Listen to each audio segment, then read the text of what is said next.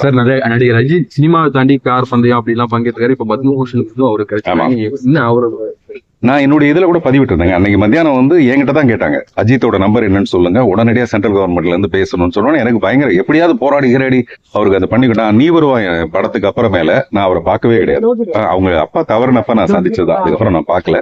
அவருக்கு எனக்கும் ரொம்ப நெருங்கிய தொடர்புலாம் இல்லை. பட் ஒரு நண்பரா நடிகரா அஜித்னாவே இன்னைக்கு உலகமே பாராட்டுற அளவுக்கு ஒரு விரும்பக்கூடிய ஒரு நடிகர். அவருக்கு இந்த பத்மபூஷன் கிடைச்சது எனக்கு. விஜய் அரசியலுக்கு வந்த பிறகு அஜித்துக்கு இந்த விருது கொடுத்திருக்கிறது வந்து ரெண்டு பேருக்குள்ள ட்ரிகர் பண்றதுக்கான ஒரு காரணம் அப்படின்ற சொல்லி பேசிகள் போது இதை நீங்க எப்படி சார்? அது அப்படிதான் இருக்கும்னு எனக்கு தோணுது சார். அதாவது விஜய் மாநாட்டுக்கு வந்து தங்களோட வேலையை விட்டுட்டு ரசிகர் வரணும் அப்படின்றத அவங்க தரப்புல வந்து கோரிக்கை வச்சாங்க. ஆனா அஜித் வந்து ஒரு பேட்டியில என்ன சொல்றேன்னா, ஃபர்ஸ்ட் உங்க குடும்பத்தை பாருங்க, நீங்க குடும்பத்தை முன்னேற்றுங்க அப்படி. இந்த ரெண்டு கருத்தையும் நீங்க எப்படி சார் பாக்குறீங்க?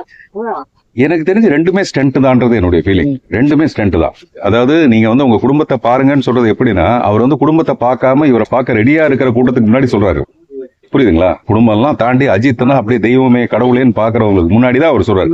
இவர் சொன்னா அவங்க கேட்ட மாட்டாங்க. ஆனா அவர் சொல்றது சரியான ஒரு விஷயம். உங்க குடும்பத்தை பாருங்கன்னு சொல்றது சரியான ஒரு விஷயம். ஆனா விஜய் அவங்க கூட்டத்துக்கு வந்து நீங்க வேலையை கூட ரிசைன் பண்ணிட்டு வாங்க, விஜய் மாநாட்டுக்கு வாங்க அப்படின்ற ஒரு அழைப்பு விடுதான் உங்க கட்சியோட போச்சு. நான் என்ன சொல்றேன்னா, இது கம்பாரிசனா இல்லாம அவங்கவுங்களுக்கு ஒரு போக்கு ஒண்ணு இருக்கும். அவங்க போக்குல அவங்க போறதுதான் கரெக்ட். இப்ப நான் என் போக்குல